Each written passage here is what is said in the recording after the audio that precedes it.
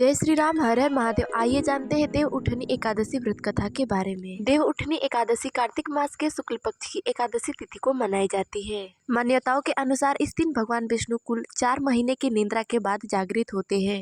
इसके बाद से सभी मांगलिक कार्य पुनः प्रारंभ हो जाते हैं। साल 2024 में एकादशी तिथि की शुरुआत 11 नवम्बर दिन सोमवार को शाम 6:46 से शुरू होगी तथा इसका समापन 12 नवम्बर दिन मंगलवार को शाम 4:04 पर होगा। अतः उदया तिथि के अनुसार देव उठनी एकादशी का व्रत 12 नवंबर दिन मंगलवार को किया जाएगा तथा देव उठनी एकादशी व्रत का पारण 13 नवंबर दिन बुधवार को प्रातः 6:42 से प्रातः 8:51 के बीच में किया जाएगा। तो आइए अब हम यह जान लेते हैं देव उठनी एकादशी व्रत कथा के बारे में। पौराणिक मान्यताओं के अनुसार किसी राज्य में एकादशी तिथि के दिन प्रजा से लेकर पशु तक कोई भी अन्न ग्रहण नहीं करता था। एक दिन भगवान विष्णु ने उस राज्य की राजा की परीक्षा लेने की सोची।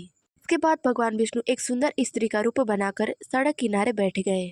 जब राजा ने एक सुंदर स्त्री को सड़क किनारे बैठे हुए देखा तब उस स्त्री से राजा ने वहां बैठने का कारण पूछा। तब उस सुंदर स्त्री ने राजा से कहा, महाराज मेरा कोई नहीं है, मैं बेसहारा हूँ। तब राजा उसके रूप पर मोहित हो गए और बोले कि तुम मेरी रानी बनकर मेरे महल में रहना। तब उस सुंदर स्त्री ने राजा के सामने यह शर्त रखी कि वह राजा से तभी विवाह करेगी जब उसे पूरे राज्य का अधिकार मिल जाएगा तथा वह जो बनाएगी राजा को वही खाना पड़ेगा। राजा ने उस सुंदर स्त्री की शर्त मान ली।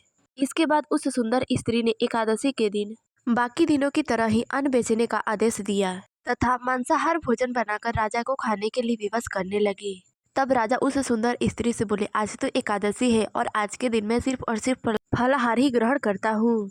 तब उस सुंदर स्त्री ने राजा को शर्त याद दिलाते हुए कहा कि यदि आपने इस तामसिक भोजन को ग्रहण नहीं किया तो मैं बड़े राजकुमार का सिर धड़ से अलग कर दूंगी। यह बात सुनकर राजा बड़े सोच में पड़ गए और उन्होंने यह बात अपनी बड़ी रानी को बताई। तब रानी ने राजा को धर्म का पालन करने के लिए कहा और अपने बेटे का सिर धड़ से अलग करने के लिए मंजूर हो गई।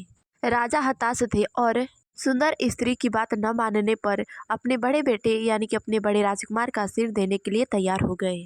सुंदर स्त्री के रूप में भगवान विष्णु राजा के धर्म के प्रति समर्पण को देखकर अति प्रसन्न हुए और उन्होंने अपने असली रूप में आकर राजा को दर्शन दिए। भगवान विष्णु बोले, हे राजन, तुम मेरी परीक्षा में सफल हुए। मैं तुमसे अति प्रसन्न हूँ, अतः तुम मुझसे वरदान मांगो। राजा ने भगवान विष्णु से इस जीवन के लिए बहुत ही धन्यवाद कहा और कहा, हे प्रभु, अब मेरा उद्धार कीजिए। राजा की प्रार्थना भगवान विष्णु ने स्वीकार की और उसे मृत्यु के पश्चात वैकुंठ धाम में स्थान दिया।